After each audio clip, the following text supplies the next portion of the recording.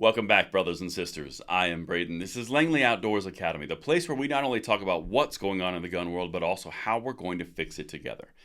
And the content this morning, my brothers and sisters, it might make you do a lot of things. It might make you roll your eyes. You could jump for joy for Chris Murphy lamenting the fact that they're losing on the gun control front, or you could throw your phone across the room because Chris Murphy's spouting his mouth off again.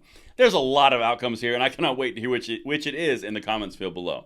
Everything is linked, and I look forward to reading those comments. And if you are new or you're a returning viewer, please consider hitting that like button, subscribing to the channel, and making sure that notification bell is on. We need as many people as we can to get into the fold to help pass the blessing of the Second Amendment along to the next generation. And thank you for your consideration. Now, the content today is brought to you by LAS Concealment. And if you're looking for a holster for your favorite freedom tool, they're worth a look. These holsters are made out of Kydex. They are form fit to every single said freedom tool, and they have multiple patterns, inside, outside the waistband options, and they're tested by the special forces of this great country. There's something for everybody, and there's a link in the description box below, and thank you so much to LAS Concealment for making this content possible. But my brothers and sisters, we've got to get into an article about Chris Murphy that he was in Salon, so he felt really comfy talking to a left-wing outlet like Salon.com, or Salon Magazine in this case, and he was basically chastising the fact that Republicans don't care about children, don't give a crap. They want violence in the streets, and in the exact same breath say that they're losing the gun control fight because of the Bruen decision. You can't make this up, and there's a little bit of truth in that last piece. Let's get into this. Like I said, can't wait to hear what you guys think. Chris Murphy, Republicans, quote, don't give a crap about children or gun violence, which we all know is a complete lie and a manipulation to get everyone emotionally riled up. The senator, a leading force in the Democratic push for gun control, warns the U.S. is, quote, headed towards a very dangerous place. Now, before we get into the actual quotes that he said in his entire points, I would like to spend a little time explaining that to any Republican watching, John Cornyn from Texas, Senator, this is why you don't partner with a fox in the henhouse, because he's just going to destroy you after he gets what he wants.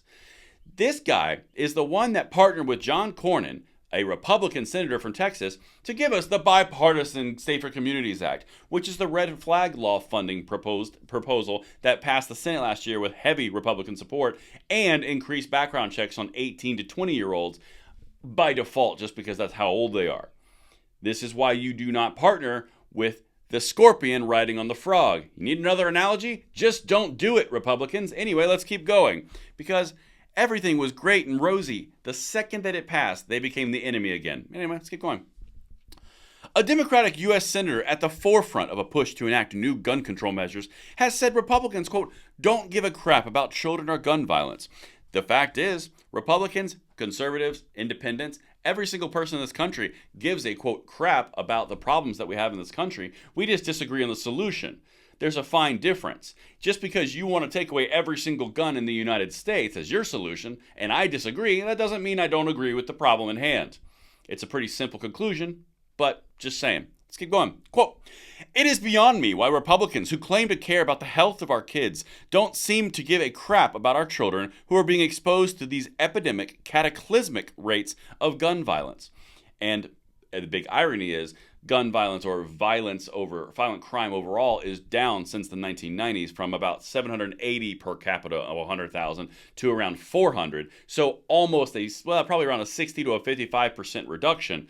All the while, gun purchases are going up. We cover it across the board on this channel consistently.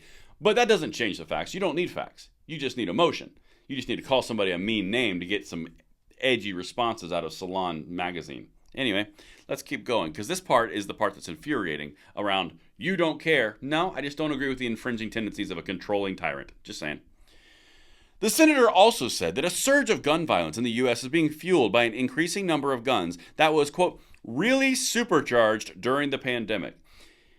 Gun purchasing broke all records during the pandemic, mostly because the police weren't funded, mostly because riots were allowed to occur, mostly because buildings were being burnt down to the ground in mostly peaceful protests. See, I'm getting spicy because this guy's so full of it. But this is the whole point. More guns obviously equals more crime, even though I just even showed you, or I didn't show you because I've showed you multiple times. I just told you that as violent crime has been going downward in the United States over the last 30-year trend, gun purchases and ownership has been going up. There's a direct correlation, but we can't talk about that because that would intercede with the gun control push of all of his funding. Let's get to more Salon article. In his comments to Salon, Murphy said a recent U.S. Supreme Court decision, just wait, which found the Constitution protects individuals' rights to carry a handgun in public for self-defense, and said that any restrictions on gun possession must be in line with the nation's historical tradition, the Second Amendment, contained language that was, quote, very purposefully, very clinically designed to allow lower courts to bring their politics into the courtroom. One of the things that I love about the left is they will bring politics into the courtroom. They will bring politics into the classroom. They will bring politics anywhere that they want to go. The second that you say they can't do it, you're bringing politics into the courtroom. Every single time. These people are hypocrites of the highest order. That's one of the reasons that I started a channel fighting them, because they're not going to take our gun rights because of these tricks that are so easy and lowbrow to defeat. Anyway, let's keep going.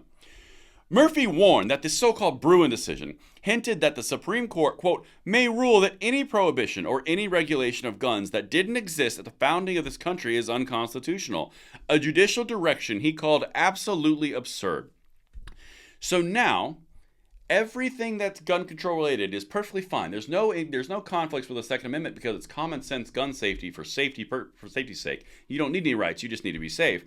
It's absolutely absurd that the court is curtailing the gun control, which has been in place for about 50 years, because they haven't been spoken to since. They went too far on their gun control pushes, and now they're getting curtailed because the Bruen decision came down. It's not absurd. Your behavior has been absurd over the last 30 years. I continue, got one more thing for you. Oh, I don't like Chris Murphy.